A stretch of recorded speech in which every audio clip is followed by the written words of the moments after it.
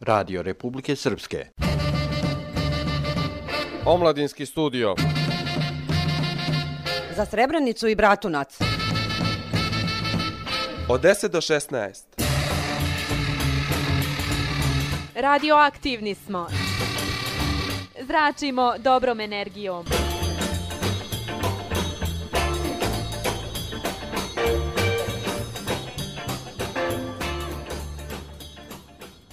Poštovani slušalci, želim vam dobar dan. Vi slušate omladinski program za Bratunac i Srebrenicu na UPS Media radiju. Današnja gošća je već sada treći put kod nas ovdje u Bratuncu u studiju i riječ je o Biljani Sušić, psihologu iz Centra za mentalno zdravlje iz Srebrenice. Gospodin Sušić, dobar dan, dobro vam došli. Dobar dan, bolje vas našla opet. Evo, današnja tema je itekako zanimljiva i ne kažemo naravno da je zanimljivija u odnosu na prethodne dvije, ali riječ je tako, o afektivnoj vezanosti. Mi laički možemo reći da je afektivna vezanost, da se on definiše kao odnos koji se formira još u djetinjstvu između djeteta i najčešće majke, a da u toku života se ispoljava i u odnosima sa drugim ljudima. Možete li vi na samom početku da nam kažete otkud izbor baš ove teme? Kako ste došli na ideju da danas razgovaramo baš o ovoj temi i da nam kažete nešto više o pojmu i o bitnosti afektivne vezanosti? Negdje lični razlog, lični u smislu mene kao majke, kao uloge, a i profesionalni razlog, zato što sve češće čujem i kroz svoj život i u poslu određene rečenice koje me sa kojima se ne slažem. Tokom studiranja sam ja prvi put čula o afektivnoj vezanosti, gdje je sam način, pristup profesorice koja je o tome govorila utjecao značajno na oblikovanje mene kao osobe i sada već i kao majke. I već tada sam potpuno drugačije tumačila one rečenice: nemoj ga navikavati na ruke, pusti ga da plače, razvija pluća, opet mu nešto fali, razmaženi, nemoj mu gađati, slične stvari. Gdje negdje sam prepoznala da mi kao roditelji s vremena na vrijeme, da ne kažem često, ne prepoznajemo potrebe naše djece. I to je negdje jedan od razloga da kažem i da oslobodim roditelje zašto je dobro da reagujemo na našu djecu i zašto je dobro ne da ih razmazimo u smislu da djeca ne mogu da se snađu u životu, nego da im slobodno možemo pružati ljubav. I to je jedan od razloga gdje želim da naglasim da nije dovoljno samo bebi, djetetu zadovoljiti na početku potrebe da jede i da ga presvučemo. Pa kad plače, pa pusti ga, nek plače, naviće se pa će zaspati. Bitno je da reagujemo, dijete od rođenja socijalno biće koje je potpuno nemoćno. I mi smo jedini izvor, majki, bliski ljudi su jedini izvor zadovoljenja njihovih potreba i mi to treba da radimo s ljubavlju. Ima još ona jedna rečenica koja mi se stalno provlači u glavi: pa šta roditelji govore, šta mu fali, ima sve. Sad ću navesti samo neki citati koji govore o tome: imam sve.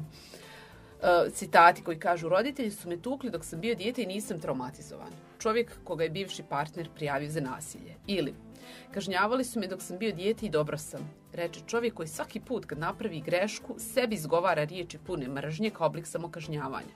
Nije dovoljno dobar. Roditelji su mi govorili da će me ostaviti samu i da će me dati strancu kada bih bila bijesna i ja nemam traume od toga, reče žena koja stalno moli za ljubav i oprašta nevjerstva samo da se ne bi osjetila napušteno. Često smo bili u ovoj situaciji, bar ja mislim. Moji roditelji su me kontrolisali samo pogledom i vidi kako sam dobro ispala, reče žena koja ne može da uspostavi kontakt sa autoritativnim osobama bez da se osjeti profesionalno. Ili kaže: zahvalan sam mami i tati za svaki udarac i kaznu, jer da to nisu radili, ko zna šta bi bilo sa mnom. Reče čovjek koji nikad nije mogao da uspostavi zdrave partnerske odnose i koga sin stalno laže jer ga se boji. Znači, mi stalno kroz život slušamo kako su ljudi dobro i kako nemaju traume, nemaju problemi, kako su dobro roditelji reagovali na njih, a s druge strane živimo konstantno u svijetu u kojem imamo stalni porast nasilja i ranjivosti kod ljudi. I to su neki od razloga gdje i privatno i profesionalno sam imala želju da danas govorim o tome šta je afektivna vezanost. Prije nego što nama, odnosno našim slušalcima, objasnite sam pojam, znači možemo reći da, eto, malo prije smo u nekom neformalnom razgovoru u stvari rekli da ta afektivna vezanost kreće već od ranog određenja. Prilike kada dijete, odnosno beba, plače, Ona ima u stvari dva uslova, to je dojenje, na primjer, na zahtjev, da bi se tako ispunile te osnovne fiziološke potrebe, odnosno glad, a kasnije i da bi jednostavno dijete umirili. Je li i to isto vezano za afektivnu vezanost? Kroz dojenje se ne pruža samo hrana, kroz dojenje se pruža ljubav, zaštita, toplina, mogućnost da se beba izbori sa nečim što joj je neprijatno. Iako je znači ta blizina mami, iako je znači ta sigurnost koju joj mama pruža, iako je znači taj osjećaj mama će me smiriti, umiriti, zaštititi i pomoći. I to su prvi znaci. Znači, zato je I sama sam pobornik toga dojenja i iz tog razloga, zbog tog osjećaja blizine i tog od početka u porodilištu da se odmah kreće sa dojenjem, jer te prve veze su jako bitne. Možete li nešto vam kažete o samom pojmu? Afektivna vezanost u tom smislu, kad kažemo afektivna vezanost je nešto što onako malo hladnije zvuči, ali mislim da mi svi negdje znamo šta je afektivna vezanost, samo je naprosto nismo definisali. Afektivna vezanost je ta duboka, trajna povezanost jedne osobe sa značajnim drugim osobama, znači nije samo vezana za djetinjstvo, ali se prva formira već po rođenju djeteta, odnosno kroz odnos roditelja, onog roditelja koji se više bavi sa djetetom, to je najčešće majka, zato ću u ovom razgovoru koristiti češće riječ majka. Roditelji, odnosno majke, imaju mnoge uloge u našem životu i životu drugih ljudi, ali uloga figure afektivne vezanosti treba da bude najvažnija, treba da je tako shvatimo, zato što je ta veza stvara najdugoročnije posljedice za čitav život jednog djeteta. Afektivna vezanost, ona se formira kroz načine na koji se mi bavimo, na koji se majka bavi sa djetetom. Znači, da li će adekvatno tumačiti signale? Dijete će kroz određena ponašanja davati signale, znakove i ispoljavati svoje potrebe. Zavisno, novorođenče može samo da plače. Na kasnijim uzrastima nam već mogu saopštavati. Zavisno od toga kako će majka reagovati, tumačiti prvo te signale i kako će reagovati. Da li će biti na vrijeme, da li će biti adekvatno prepoznati ili će čak izostati mamina reakcija na te potrebe djeteta, ili će čak biti zastrašujuća, ili će biti nedosljedna. Sve to utiče na stvaranje tih, sve utiče na kvalitet tih veza i samim tim na sticanje iskustva koje beba ima. Iskustva su znači za neku djecu ohrabrujuća, predivna, pretopla. Za neki su zastrašujuća, povrijeđujuća, uznemirujuća ili zbunjujuća. Baš sam to htjela da vas pitam, da li u nedostatku te afektivne vezanosti, da li taj nedostatak u stvari kasnije utiče na samopouzdanje koje se formira u tom nekom ranom dobu? Samo bi napravila, svi imamo, afektivna vezanost je primarna potreba, znači svi razvijamo i svi imamo potrebu za afektivnom vezanošću. Bez nje ne bismo mogli da živimo jer smo mi svi socijalna bića. Sad, kakav će biti kvalitet? Naravno da utiče. I da, utiče svakako, a već u nastavku kad budemo govorili o obrascima, vidjet ćete na koji način moći se prepoznati kod kojih je samopouzdanje veće, kod kojih je manje, kod kojih je maska, a ipak je samopouzdanje manje. Tako da svakako, i ja vjerujem i sigurna sam, sad ne mogu da se sjetim tačno, ali istraživanje, sve veći broj istraživanja, iako je ovo relativno novija teorija, znači potkrepljena je i istraživanjima koja se i kod nas čak razvijaju. I ono što je bitno, evo sad ste postavili super pitanje, znači to je primarna potreba koja utiče na to kako ćemo obrazovati sliku o sebi, kako će dijete, a kasnije odrasli da vide sebe i kako će da vidi druge, odnosno svijet. To jest obrazuje, kako se to već kaže, unutrašnji radni model sebi i unutrašnji radni model drugih. Ono što još želim i povezano ovo, recimo što ste govorili za dojenje, šta čini afektivnu, šta čini tu vezu? Tu vezu čini traženje blizine, odnosno da nam neko treba, potrebu da je neko tu kraj nas. Afektivnu vezanost čini sigurna baza, to jest kad je osoba tu da slobodno mogu da istražujemo okruženje, kod djeci da istražujemo okruženje, da imamo sigurno utočište kad smo povrijeđeni, kad smo bolesni, da nam neko može zagrliti, pružiti nam to utočište i da nas umiri, i separacioni proces, da nam neko nedostaje kad nije tu. To sve čini afektivnu vezanost. I ako to sve imamo u jednoj osobi, i ako je mama, recimo za neko dijete takva jedna mama, mi imamo srećno dijete. Predispoziciji da to dijete bude srećno. Kako je došlo stvari do razvoja, odnosno nam kažete nešto o teorijama afektivne vezanosti? U stvari kada se prvi put, rekli ste da je ova teorija itekako novijeg datuma, kada je u stvari počeo da se priča u ovom smislu o afektivnoj vezanosti i o značaju i da nam kažete neke zanimljive informacije vezano za razumijevanje. Priča o pojavi ideje generalno da se ispituje vezanost majke i djeteta i koliko je značajna ta vezanost, negdje počinje početkom 20. vijeka pojavom John Bowlbya. Ali svi znamo, evo i danas, kogod spominje psihologiju, povezuje kako ti bilo djetinjstvo, tako ti bilo i odrastanje. Ali niko se nije bavio tom dijadom između djeteta i majke. John Bowlby je živio u Londonu, iz imućne porodice bio. On je začetnik ispitivanja te dijade, u stvari između majke i djeteta. Studirao je medicinu, jer su svi u njegovoj porodici tako nešto studirali, bila je to aristokratska porodica i on na 3. godini napušta studij medicine i odlazi da bude noćni čuvar u domu za maloljetne delikvente. To su djeca, znači, gdje nisu imali roditelji ili su iz nekog razloga pravili probleme pa završili tu, ali on ustanovio da djeca, ne znam, imaju 2 dječaka kojima se posebno bavio. Jednog su zvali njegova sjenka koji je bilo jako uplašen, anksiozan i stalno ga je pratio u stopu, a drugi dječak je stalno imao rušilačko ponašanje, bio je odbojan, ponašao se ambivalentno, tražio je blizinu, ali je bježao istovremeno. I njemu je to bilo zanimljivo, vidio je da ni jedan ni drugi nisu imali stabilne figure majke ili nisu imali adekvatne majke i želio to da ispituje. I kreće obrazovanje tima, on se u stvari izučava i psihologiju, odnosno psihoterapiju, freudovski pristup i tako dalje, obrazuje tim i znate gdje je vidio prvi, odakle kreće istraživanje. U to vrijeme u sanatorijima gdje su ili pedijatrijama ili bolnicama gdje su djeca se liječila, djeca nisu mogla biti s majkom. Morala su biti odvojene od majke, to je bilo nasilno odvajanje. Mislim, i sad smo imali primjere toga gdje su se majke borile i mislim, ja sam... Mislim da čak postoji i kod nas u državi i u susjednim zemljama zdravstvene institucije koje jednostavno zahtijevaju da se majka i dijete razdvoje. Što je, vjerujem, veoma traumatično i za oboje. Jeste. Pogotovo za dijete koje stvara sliku o svijetu. Kada je taj tim istraživača ušao, u stvari jedan istraživač, socijalni pedagog, mislim da je bio, ušao u tu ustanovu, znate šta je zatekao? Muk i tišinu, grobnu tišinu u mjestu, znači na prostoru gdje borave djeca. I to je bilo frapirajuće. Zbog čega je to bilo tako? Tu se razvija jedan pojam kako su oni, posmatrajući to, oni su razvili taj pojam kako se naziva već POP. POP znači na početku kada dođe do tog prisilnog razdvajanja, djeca su pokazivala protest. Vrištala su, tražila su majku, na sve moguće načine su tražili da im se majka vrati. Ona nije dolazila, djeca su padala u očaj. Povlačila se, potištena su bila, onda su padala u poricanje. Neće niko doći, sam sam ovdje i nikoga nema.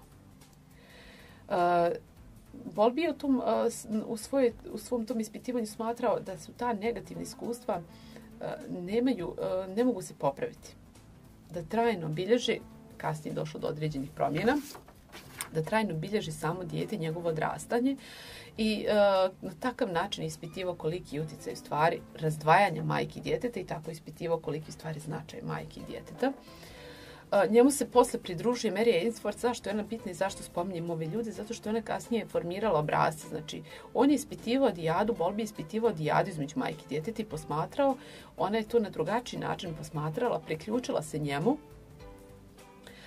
jer je ona bila žena koja je živjela u Torontu. Torontu je bila je doktor psiholoških nauka, bavila se razvojnom psihologijom. Zašto? Evo, sad ću samo se malo napravit ću digresiju. Ona je ispitivala obrasce afektivne vezanosti, a sama je bila u nekom koji, mislim, kad razmislimo, nije bio baš u sigurnim obrascima, nego više ovim nesigurnim obrascima. Bila je jako uspješna u svom poslu. Ali se udala za nekog koji isto tako uz njenu pomoć završio psihologiju. 3 puta se selila zbog njega, da bi ga pratila, da bi bila uz njega. Na kraju se ta veza završila, taj brak se nije srećno završio, odnosno mislim da su se razveli, ali je ona pratila taj razvoj te dijade između majke i djeteta. Prvo u Londonu sa Bowlbyjem u tim ustanovama, kasnije odlazi u Ugandu gdje je posmatrala dijadu dojenja između bebe i mame i kako beba reaguje kad prestane dojenje. Jedino je to mogla posmatrati i onda je to dobila ideju da posmatra djecu kako reaguju ponovo, znači iz Ugande, zbog muža se vraća u Baltimore i stvara eksperimentalnu okolnost. Stavlja dijete i majku i stranu osobu u jednu prostoriju i posmatra kako dijete reaguje kad mama izađe iz prostorije. I ustanovila je da postoje određeni obrasci. Neka djeca kreću da skaču, plače, vrište, traže mamu da se vrati. Druga reaguju, ali uspijevaju da se smire. Treća ne reaguju. Četvrta opet reaguju čudno. Ne reagujte, imaju strah kad je mama tu. I na osnovu toga, iz toga kasnije proizilazi stvaranje tih određenih obrazaca afektivne vezanosti. Da li su ta djeca u stvari bila različite životne dobi? Ne, bilo je to eksperimentalno i vodilo se računa o svemu tome. Znači, nije bilo vezano za to. Znači, ono što je bilo vezano je samo kako su djeca reagovala kad nema sigurne baze, kad nema mame. I da li ta mama bila sigurna baza. Gospođo Sušić, možete li nam reći kako počinje razvoj afektivne vezanosti kod osobe, odnosno da vam kažete nešto o reagovanju majke na dječje signale? Da. Upravo to, znači kako mama reaguje od rođenja. Od rođenja se stvara afektivna vezanost, jer je ljudska beba je jedina beba koja je u potpunosti bespomoćna kad se rodi. Ali ona je i emocionalno, i socijalno, i biološko biće. I dijete šalje signale, najčešće mama tu, osobi koja se bavi njime, i zato kaže mama je tu. Imamo mame koje drugačije reaguju. Mama koja adekvatno, responsibilno reaguje, koja adekvatno prepoznaje šta djetetu treba. Ne možemo uvijek prepoznati, ne treba sad da se loše osjećamo ako ne prepoznajemo uvijek. Ali provjerimo uvijek ono što kažu. Da li je beba gladna, da li je beba suva, ako nije, pa uzmemo, zagrlimo bebu dok ne prepoznamo šta djetetu nedostaje. Ako imamo takvu jednu mamu, responsibilnu mamu koja pruža zaštitu kad je djetetu loše, majku na koja je uvijek tu, na koju dijete može da se osloni, koja će pružiti ljubav i podršku, ali postaviti granice za određena ponašanja. Znači imam osobu mamu koja stvara sigurno okruženje za neko dijete, ako je to iluzija. Ali djetetu to treba da bi moglo da istražuje okruženje i da bi moglo da doživi neprijatnost. Ali ako dijete ima mamu koja kad dijete doživi neprijatnost, ima mamu koja će mu pomoći da to prevaziđe, govorimo o djetetu koji formira pozitivnu sliku o sebi, pozitivnu sliku o drugima. Znači, jer je moja mama uvijek tu, mama će da me zaštiti i mama će da me pruži podršku. I ja sam siguran. Mama će da napravi red u haosu kad nastane i pomoći će mi. Ne da radi za njega, nego da mu bude pomoć i podrška. Ako imamo mamu, recimo koja kad je dijete, kad se smije, kad se igra, kad se zabavlja, ne reaguje, nego ne znam, sad tipkaće telefon, gledat će svoju seriju i neće se poigrati sa svojim djetetom, a onda se dijete nakašlje i onda dijete padne, skače, odmah gleda da li ima krvi, vodi u bolnicu, skuva čaj, bavi se simptomima koje dijete doživljava. Onda imamo mamu koja neadekvatno reaguje na dječje, ne prepoznaje dječje potrebe adekvatno i dijete stvara negativnu sliku o sebi, znači ja nisam dobar, ali mama je dobra jer mi ona pruža, kad nisam ja dobro, meni mama pruža ljubav i podršku. I tako dijete formira negativnu sliku o sebi, a pozitivnu sliku o drugima. I tom djetetu stalno treba neko drugi kao potvrda da je dobar, jer on to ne misli. Onda imamo mame koji se bave djecom, ali se bave na neki način, recimo, kako mi je rekao doktor. Tu imamo da 12 sati je, pa sit je, presvučen je, nemam pojma što mu fali, nek plače. Rekli su mi da ga ne uzimam, da ga ne bi navikla na ruke, neću da ga uzimam, nek se sam bori. Nemoj ga stavljati kraj sebe da spava, jer će se navići da spava. To je loše, to je jako loše za dijete i za vas same. I onda imamo dijete koji vidi kad šalje signale, mama ne reaguje. I onda će se povući u sebi. I onda će se ono samo za sebe boriti i samo sam ja vjerujem sebi, svijet nije mjesto gdje mogu vjerovati. Znači ima pozitivnu sliku o sebi, a negativnu sliku o svijetu. I na kraju imamo one mame koje mogu da, recimo, reaguju zastrašujući, da izazivaju strah u djetetu, da ne prepoznaju njegove potrebe, da ne reaguju na njegove potrebe, gdje se stvara obrazac takav da imam negativnu sliku o sebi i negativnu sliku o drugima. Dijete to u jako haotičnom stanju ne može doživljava strah, ali nema kome da se obrati, samo je nesposobno da ga obrati. Šta radi? Distancira se od tih svojih emocija. Ne smije da doživi emocije, a i nema kome da se obrati. I stvara negativnu sliku sebe i svijet je nesigurno mjesto, negativnu sliku drugih. I to je jedan od najtežih oblika obrazaca koji je tek kasnije definisan i koji je jako... koji je najviše zastupljen, kako je primijećeno u porodicama gdje ima nasilja, alkoholizma, ima dijagnoze iz psihijatrijskog domena, gdje recimo kod te djece ćemo uočiti kad je mama tu, da će ono biti u strahu i onda će odjednom eskalirati u neki bijes bez ikakvog povoda.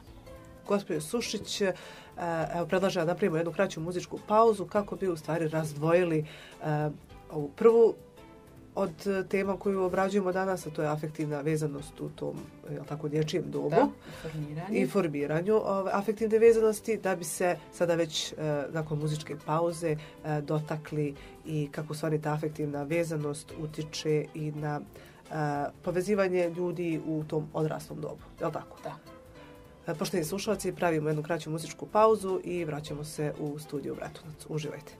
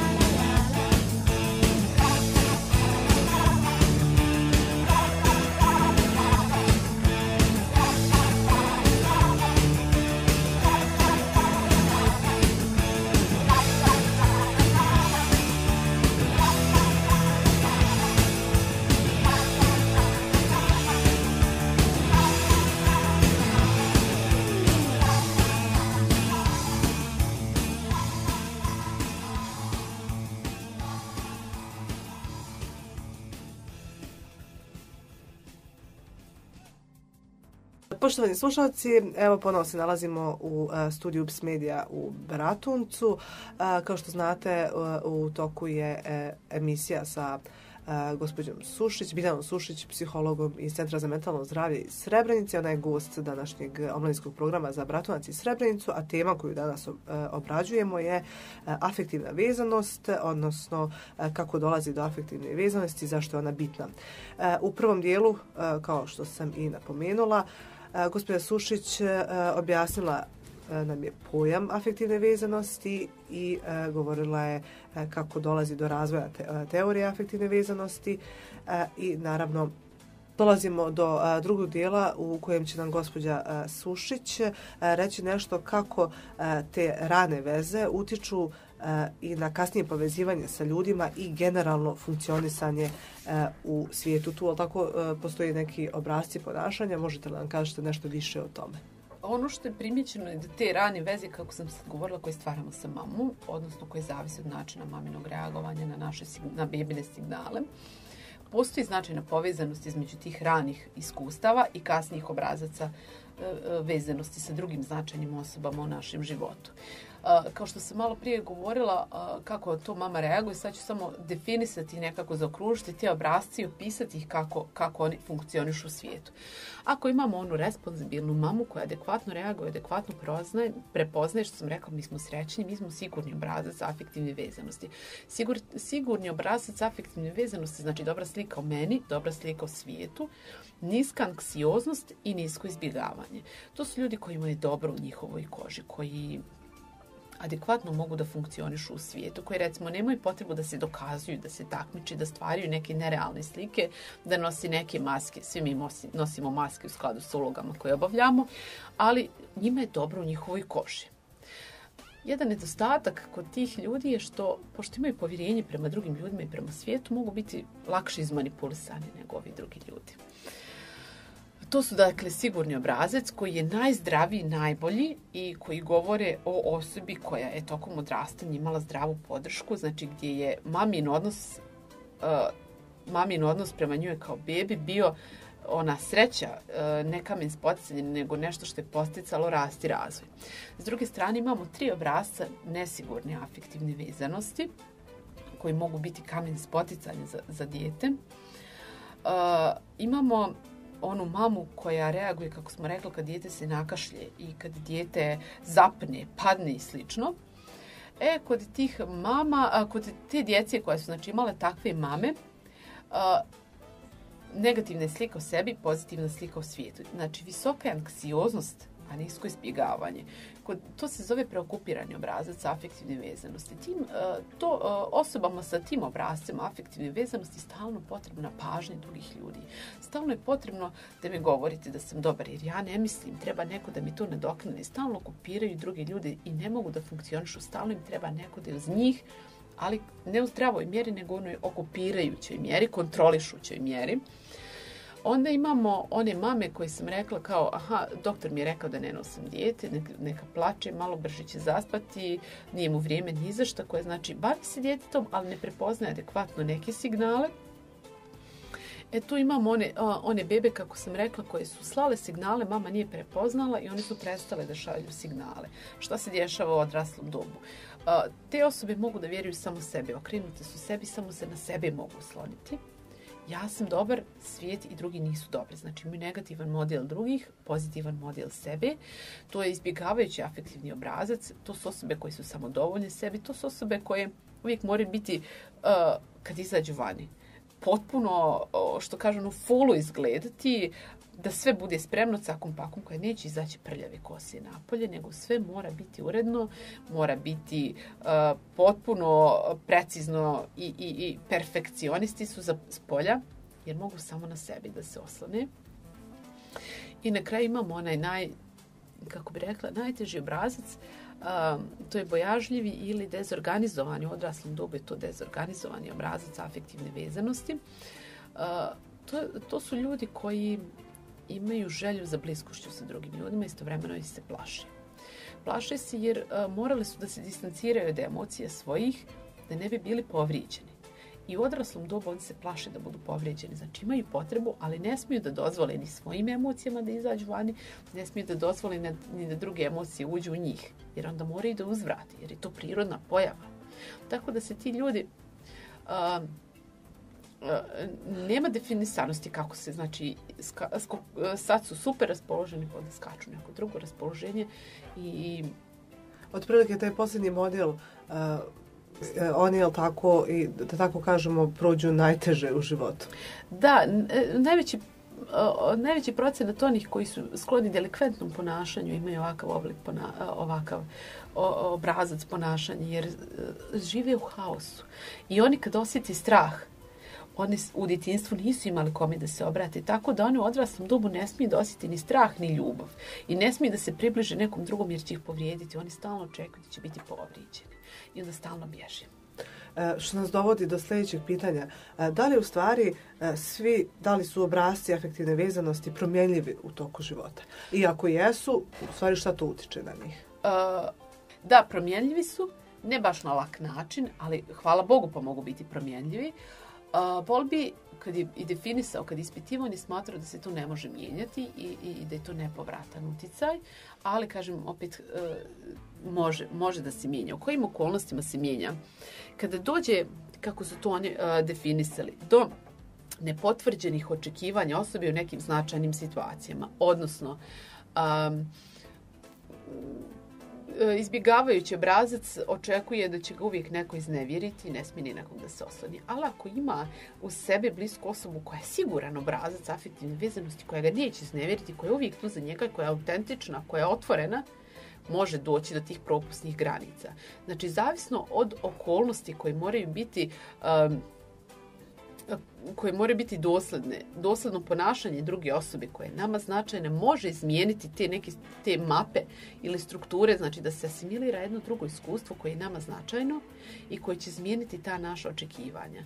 Tako da tu može doći i to je... Tu često može partnerski odnosi da utiču na te promjenljivosti i u pozitivnom i u negativnom kontekstu. Znači, kada dođe do tog nepotvrđenog očekivanja osobe u značajnim okolnostima i ako to traje određeno vrijeme, dovoljno vrijeme, može doći do promjene obrazaca. Isto tako, niko od nas nema samo jedan obrazac. Imamo dominantan obrazac, ali u određenim okolnostima može biti neki drugi obrazac da se malo više ispolji. Znači, imamo dominantan koji nas oblikuje.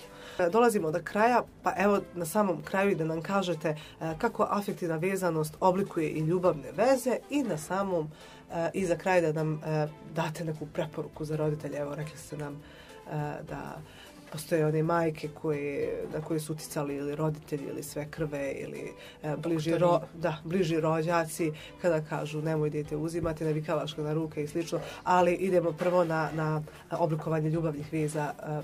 Da, kakve ljubavne veze ostvaruju određeni obrasci afektivnih vezanosti, to je ono što bih voljela da kažem. Recimo, sigurni obrazac afektivne vezanosti, osoba takva, ona stvara autentične, otvorene veze, gdje postoji razmjena emocija, gdje ima potrebe za razmjenom emocija, koje uživa i u romantici, ali ne u rizičnim obrascima. To je jedna i najzdraviji vid veze. Znači, ne da ne može, tu može doći do konflikta, ali tu se konflikti rješavaju razgovorom. I jeste, evo sad, mislim, jedna zanimljiva informacija. Znate koji je malo ću digresiju napraviti, ali moram jer mi je palo na pamet. Znate koji je kod nas najzastupljeniji obrazac afektivne vezanosti? Prema istraživanjima koje ova profesorica radila, preokupirani obrazac.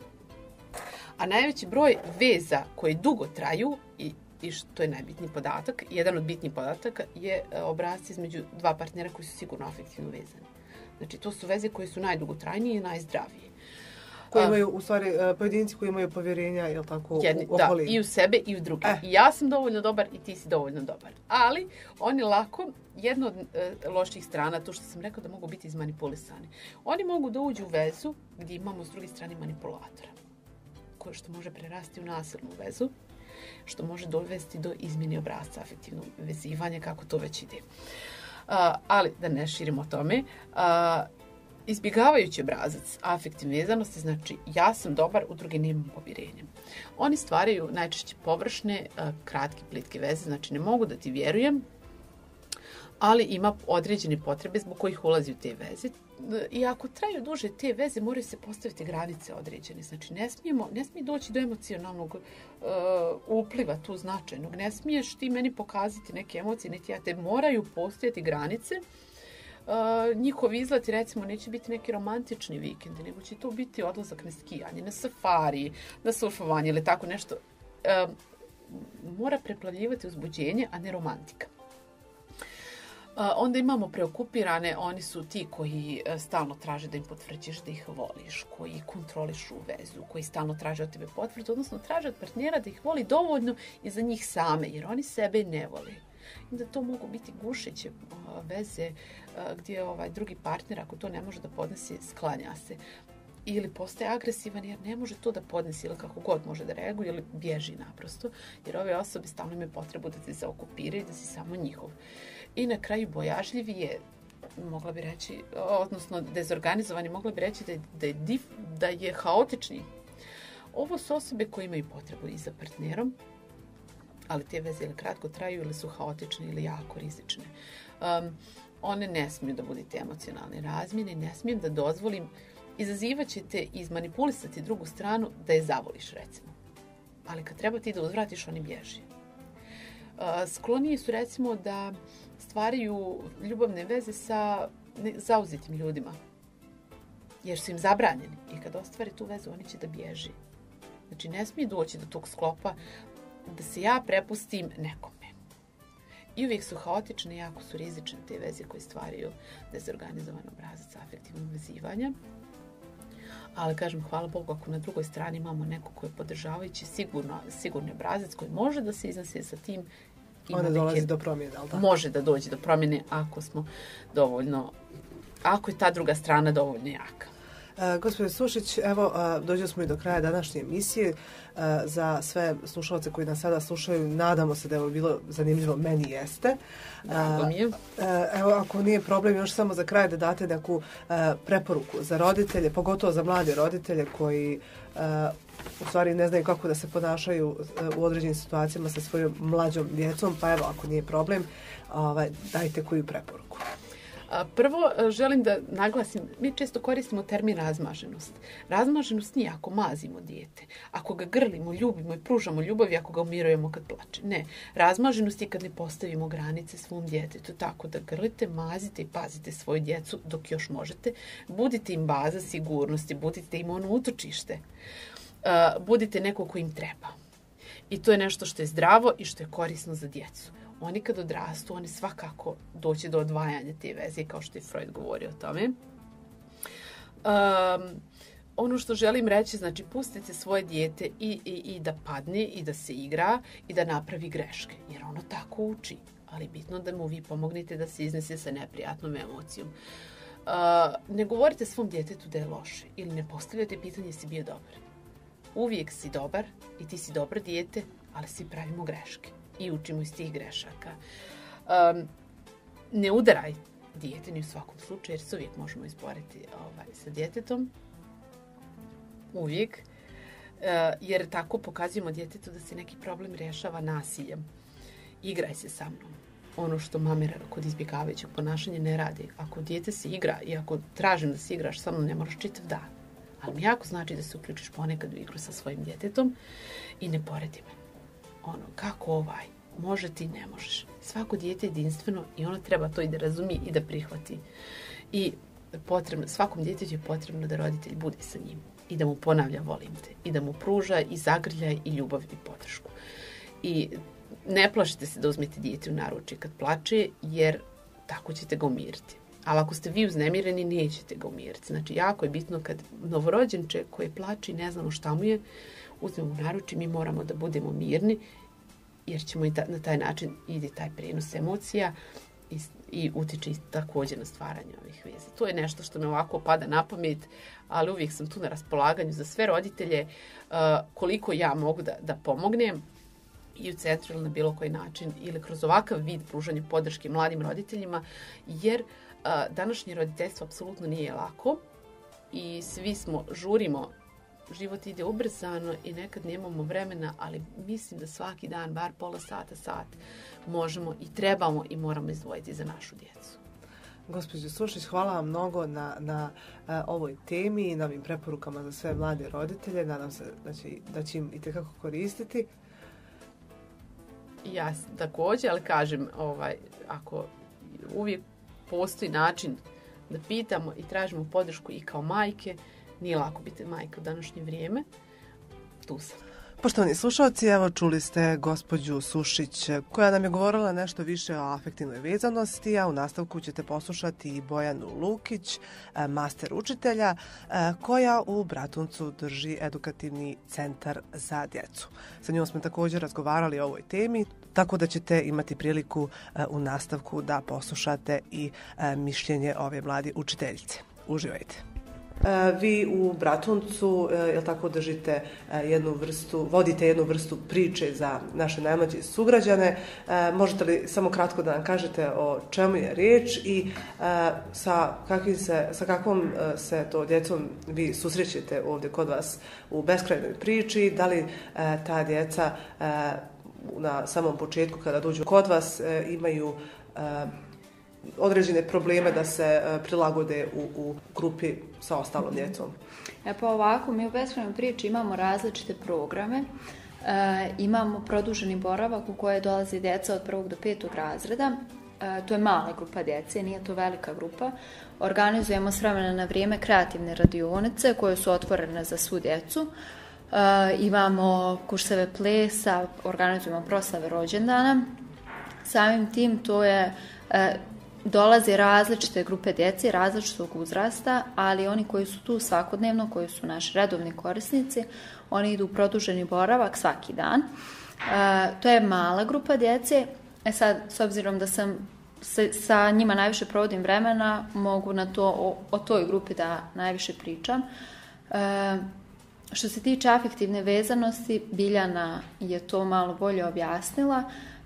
Ono što je bitno za uzrast školske djece jeste zapravo kako ta afektivna vezanost utiče na njihov uspjeh u školi, a prije svega kako utiče na njihove odnose sa vršnjacima. Nekada se desi da recimo djeca ne mogu tako lako da se uklope u grupu, pa radimo na tome. U suštini u našoj grupi pokušavamo da napravimo neki prijateljski odnos. Mi smo kao neka mala porodica, držimo se zajedno. Najveći problem je najviše samopouzdanje kod djece. Kada imaju neki problem u školi, nemaju potvrdu da vrijede, da nešto znaju, to ide kroz kontrolne zadatke, ocjene i slično. Djeca uglavnom imaju veliki problem u tome. Zbog toga zapravo, šta je poenta? Poenta je da ih osvijestimo, da nije to najvažnija stvar, da ocjena je mjerilo trenutka i trenutne situacije. To ne znači da oni nisu, ako dobiju lošu ocjenu, da nisu pametni, da to ne znaju i slično. Jednostavno trebalo bi da se snađu, da imaju dovoljno samopouzdanja, da shvate da i kada dobiju lošu ocjenu, da znaju da to je pitanje trenutka, a nije to mjerilo mene kao osobe. Tako da mi držimo se zajedno, nekako radujemo se svakom uspjehu, svakom od nas i pomognemo kada neko ima problem. Držimo se zajedno, na taj način se osjećaju prijatno u grupi, imaju slobodu da se izraze, da pričaju o svojim emocijama, o svojim problemima i o svemu što ih muči. Evo, vi ste na samom početku tako radili i sa dosta mlađom djecom.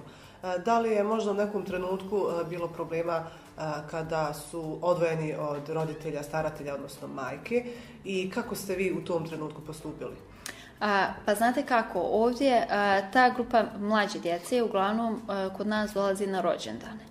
Sad, to može da se poveže sa tom vezanošću sa majkom, ali sa druge strane, tako male djeca, ako recimo ne idu u vrtić, ako se ne druže mnogo sa puno vršnjaka, oni kada dođu ovdje na rođendan, na malom prostoru ima mnogo djece, ne mogu u trenutku da se snađu. To su obično situacije sa kojima se suočavamo sa tako malom djecom, onda plaču, traže roditelje, neće da budu tu, hoće da idu napolje.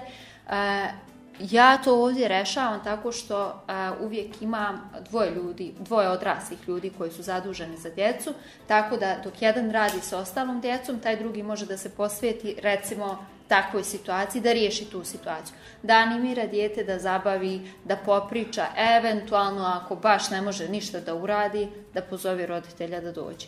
Obično su to situacije na rođendanima i na takvim proslavama. Evo kažu da, odnosno učitelji su stvarno sjajni pedagozi i da moraju dobro da poznaju psihologiju, tako da bi znali kako prići djetetu.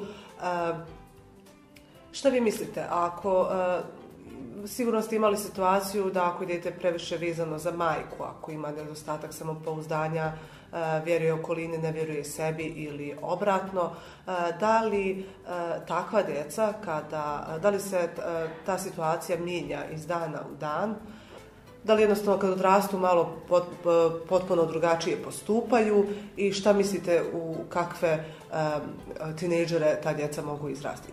Ako postoji neki problem, kako im pomoći, jer vi svakodnevno imate tu praksu sa njima.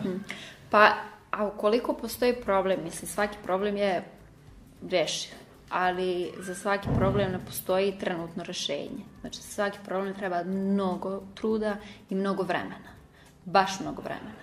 Generalno je tu ljudima sada problem jer misle da sve može da se riješi odmah i brzo, a ne može.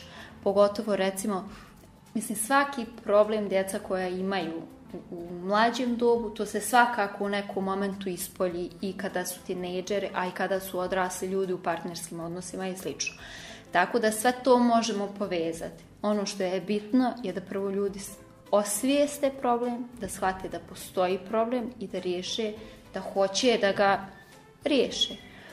To je prvi korak. A ostalo savjetovanje sa stručnjacima i rad na odnosu sa djetetom. Afektivna vezanost kreće još od tog najranijeg doba, da kažemo, kada se rodi dijete.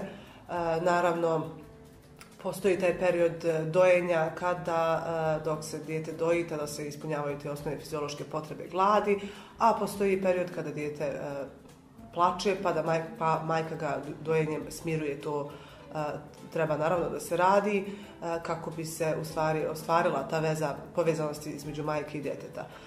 Gospođice Lukić, da li vi kroz određena ponašanja djece u grupi i mimo grupe možete da prepoznate određene probleme koje nastaju ili koje se trenutno dešavaju u porodici?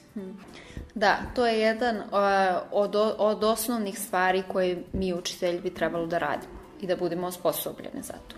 Znači, nije stvar samo u tome naučiti dijete da čita i piše, mi smo tu i da ih vaspitavamo.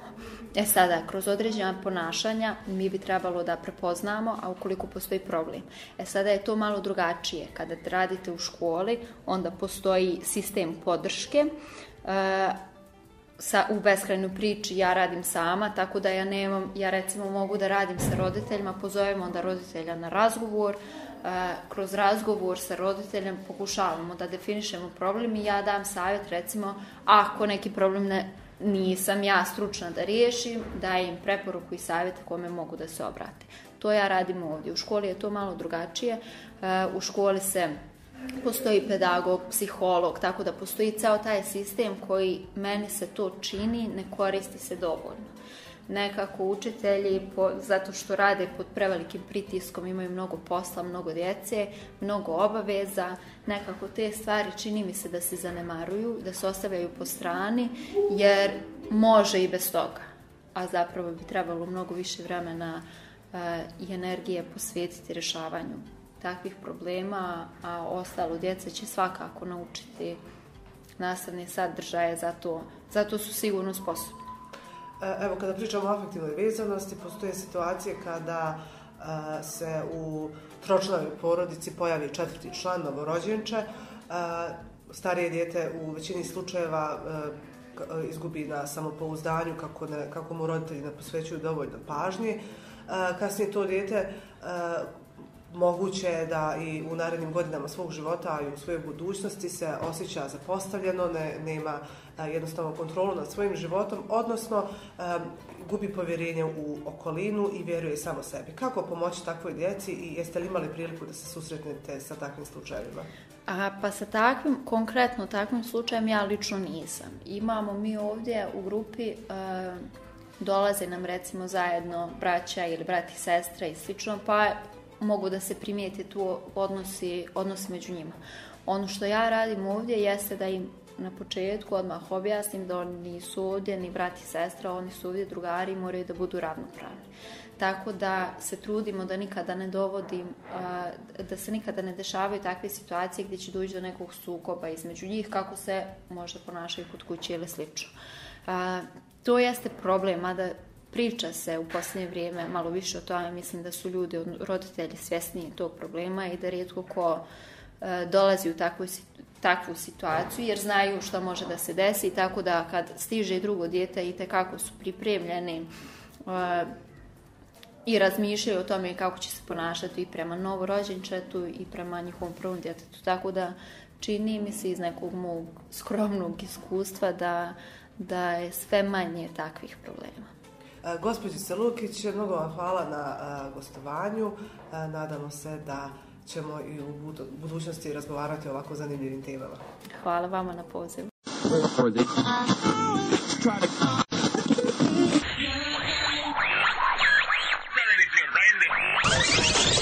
Na pravom ste mjestu, Omladinski studio za Srebrenicu i Bratunac.